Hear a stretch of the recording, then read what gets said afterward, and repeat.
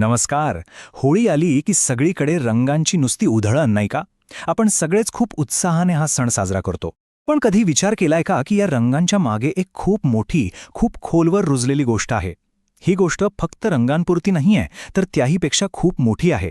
चला तर मग आज आपण याच्या मुळाशी जाऊन बघूया. म्हणजे होळी म्हणजे खरंच फक्त रंग खेळणं आहे का, की या रंगांच्या पलीकडेही त्याचा काहीतरी खोल अर्थ दडलाय? हा सण खरं तर आपल्याला सत्याच्या विजयाची आठवण करून देतो, अढळ भक्तीच्या शक्तीची आठवण करून देतो आणि या प्रश्नाचं उत्तर आपल्याला होळीच्या मूळ कथांमध्येच सापडतं.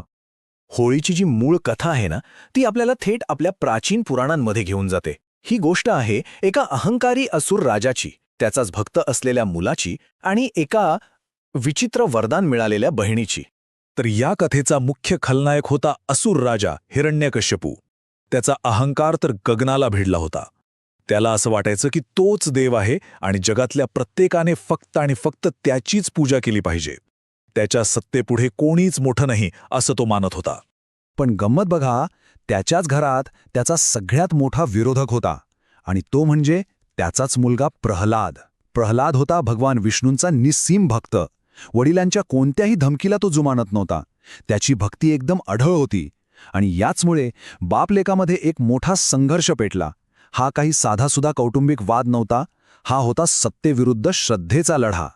आपल्याच मुलाच्या या विष्णुभक्तीनं हिरण्यकश्यपू अक्षरशः संतापला होता. आणि मग त्याने एक भयंकर कट रचला. त्यानं मदतीसाठी बोलावून घेतला आपल्या बहिणीला होलिकेला. आता होलिकेकडे एक विशेष वरदान होतं. तिला अग्नी जाळू शकत नव्हता. मग ठरल्याप्रमाणे होलिकेनं प्रल्हादाला आपल्या मांडीवर घेतलं आणि ती एका धगधगत्या चितेत जाऊन बसली.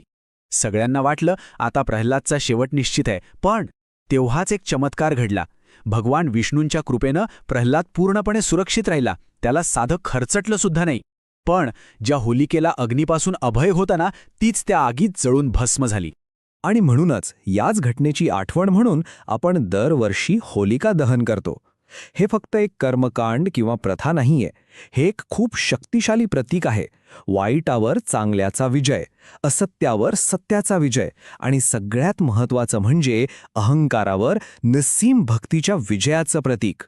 तर ही होती होलिका दहनामागे दडलेली एक नाट्यमय कथा.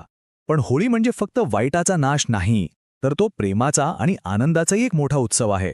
आणि होळीतल्या या रंगांच्या परंपरेची मुळं आपल्याला सापडतात भगवान श्रीकृष्ण आणि राधेच्या एका गोड कथेत. असं म्हणतात की लहानपणी भगवान कृष्णाचा वर्ण सावळा होता, तर राधा होती अगदी गोरीपान. आणि आपल्या या सावळ्या रंगाबद्दल कृष्णाला कधीकधी थोडंसं वाईट वाटायचं. तो आपल्या आईला यशोदेला याबद्दल सारखं विचारायचा. मग एकदा कृष्णाने आपली ही अडचण आई यशोदेला सांगितली. तेव्हा तिने त्याला एक खूप मजेशीर सल्ला दिला. ती म्हणाली, अरे काळजी कशाला करतोस, तू एक काम कर, तू जा आणि राधेला तुझ्या आवडीचा रंग लाव, म्हणजे तुम्हा दोघांचा रंग अगदी सारखाच दिसेल. आणि असं मानलं जातं की कृष्णाच्या याच प्रेमळ खोडीतून रंगपंचमी खेळण्याची परंपरा सुरू झाली. म्हणूनच आजही कृष्णाची भूमी म्हणजे वृंदावन आणि मथुरेत होळीचा उत्सव एका वेगळ्याच खास उत्साहात साजरा केला जातो. पण होळीचा अर्थ फक्त या पौराणिक कथांपुरता मर्यादित नाहीये. याला एक सामाजिक आणि खरं सांगायचं तर एक वैज्ञानिक बाजूही आहे, जी या उत्सवाला आणखी अर्थपूर्ण बनवते. होळी म्हणजे काय, तर हिवाळ्याचा शेवट आणि वसंत ऋतूचं आगमन. हा तो काळ असतो जेव्हा निसर्ग स्वतःच रंगांची उधळण करत असतो, नाही का? आणि पूर्वीच्या काळी लोक हेच नैसर्गिक रंग वापरायचे. पळसाची फुलं, हळद आणि इतर औषधी वनस्पतींपासून बनवलेले रंग. हे रंग म्हणजे फक्त उत्सव नव्हता, तर ते त्वचेसाठी आणि आरोग्यासाठी एक प्रकारचा उपचारच होते.